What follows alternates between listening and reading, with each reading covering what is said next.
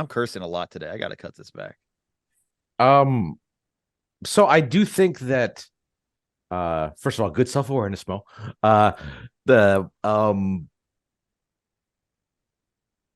I do worry about the Warriors being under athletic without if they can't, if they're not in a situation where they feel like they can rely on Kuminga and or Moses Moody in playoff situations. I think that we've seen in recent years teams that are otherwise pretty good be under athletic in sort of that mid-sized area and that being exploitable in the playoffs. I mean, I think that's frankly my biggest worry about the Bucks coming into the season. I think we'll talk about them next, but it does worry about them a little bit. The other part is I'm it's interesting because while Chris Paul has never really played in, at least not, the last decade or so, has not really played in offenses with lots of movement, he has played effectively with movement shooters.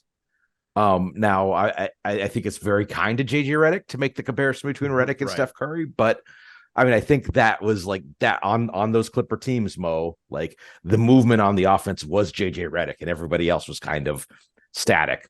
So how does Chris Paul get integrated into the Warriors offense, which has been very movement based? I'll be interested to see it. I think obviously he can figure it out. And it probably is easier for him at his age doing it for 25 minutes a game rather than 35.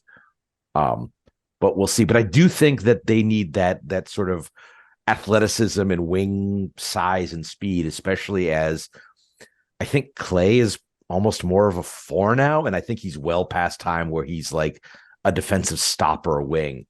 And them not having that, I think, when you look at who they have to go through in the West or potentially in the finals, that would be a huge miss if they did not have that.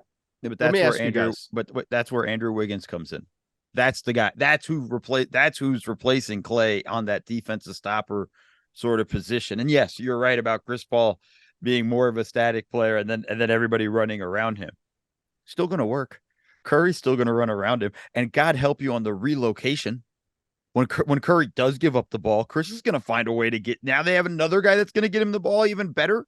That's good luck. Also underrated, active, not to say dirty screen setter. Perfect Warrior player. Okay. Wait. All right, let me ask you guys about Chris Paul. Would you guys say that Chris Paul is a hesitant shooter at this point, or at least a reticent shooter? Like he's not really a volume guy anymore. We talked a lot about the last 2 years in Phoenix where he was even passing up some open looks. He had the shoulder issue. Is that a concern for them at all to have essentially lineups where you're going to have three non-shooters in Looney, Draymond, and Chris Paul?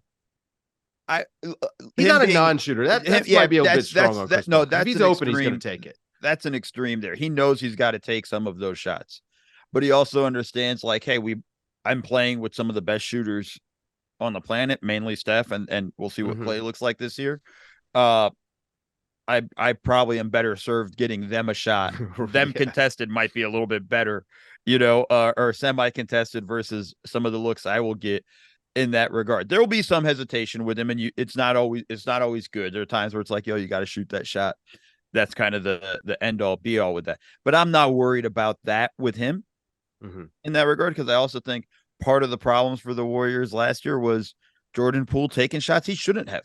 Well, that's true. You'd rather have somebody, keep it in the holster, right?